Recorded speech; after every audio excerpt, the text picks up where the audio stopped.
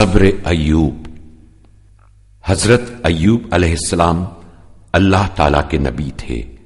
وہ کھیتی باڑی کیا کرتے تھے اور ان کے پاس مویشی بھی تھے، اور وہ ہر وقت خدا کو یاد کرتے اور اپنا بہت سا مال غریبوں کے حوالے کر دیا کرتے تھے۔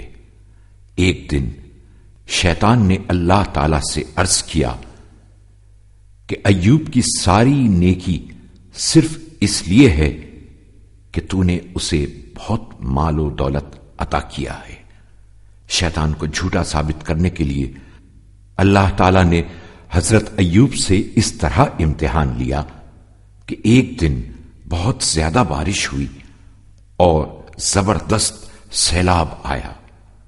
اس سیلاب میں ان کا سارا مال و اسباب بہہ گیا۔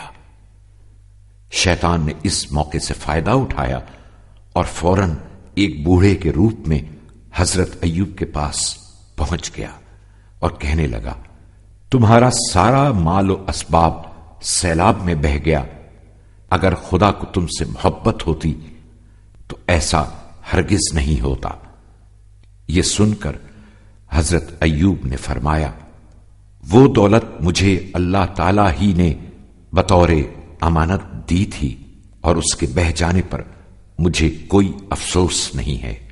اس کے بعد حضرت ایوب نے دوبارہ محنت مزدوری شروع کر دی اور اپنی آمدنی سے غریبوں کی مدد کرتے رہے۔ جب شیطان اپنے اس حربے میں ناکام ہو گیا تو اس نے نئی منصوبہ بندی شروع کر دی۔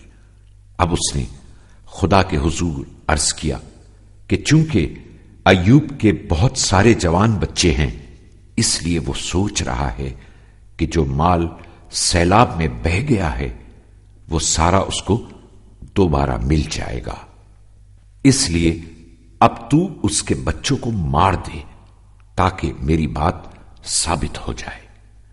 اللہ تعالی نے ایک بار پھر اپنے نبی کا امتحان لیا اور ایک زلزلے میں حضرت ایوب کے سارے بیٹے مر گئے اور سب کچھ تباہ و برباد ہو گیا۔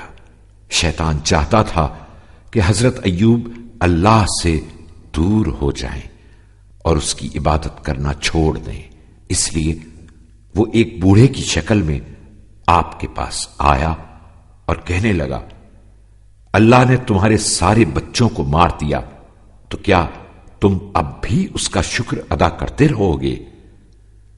حضرت ایوب نے فرمایا، بچے میرے پاس خدا کی امانت تھے، وہ اس نے واپس لے لیے تو کیا ہوا؟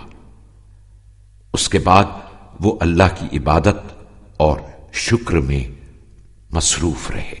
اب تو شیطان بہت ناراض ہوا اور اس نے خدا سے عرض کی، اگر ایوب بیمار ہو جائیں تو یقیناً تیری عبادت چھوڑ دیں گے۔ اس طرح امتحان کا اگلا مرحلہ شروع ہوا اور حضرت ایوب ایسی خطرناک بیماری میں مبتلا ہو گئے کہ سب لوگوں نے ان کا ساتھ چھوڑ دیا اور ان کی بیوی سے کہا کہ ان کو شہر سے باہر لے جائیں۔ حضرت ایوب کی زوجہ بہت اچھی اور نیک دل خاتون تھی۔ وہ اپنے شوہر کو شہر سے باہر لے گئیں اور کھانے کا انتظام کرنے کے لیے شہر جانے لگی۔ جب شیطان حضرت ایوب کو ورغلانے میں ناکام ہو گیا تو اس مرتبہ وہ حضرت ایوب کی زوجہ کے پاس پہنچا اور ان کو پرانی آرام دہ زندگی یاد دلائی اور دھوکہ دینے کی کوشش کرنے لگا۔ جب حضرت ایوب نے دیکھا کہ اب شیطان ان کی بیوی کو دھوکہ دینا چاہتا ہے تو انہوں نے اللہ تعالی سے دعا کی، اے پروردگار، سختیوں نے مجھے چاروں طرف سے گھیر لیا ہے اور شیطان مجھے تنگ کر رہا ہے، تو رحمان اور رحیم ہے، اس کی برائی کو مجھ سے دور کر دے۔ جب حضرت ایوب ہر آزمائش میں کامیاب ہو گئے تو اللہ تعالیٰ نے انہیں اپنے پیر زمین پر مارنے کا حکم دیا حضرت ایوب نے اللہ کے حکم کے مطابق عمل کیا تو زمین سے ایک چشمہ پھوٹ نکلا۔ حضرت ایوب یہ دیکھ کر بہت خوش ہوئے۔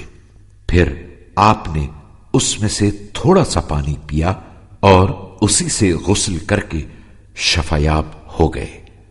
اس کے بعد اللہ تعالیٰ نے اپنے اس نیک بندے سے جو کچھ لے لیا تھا وہ سب انہیں واپس لوٹا دیا۔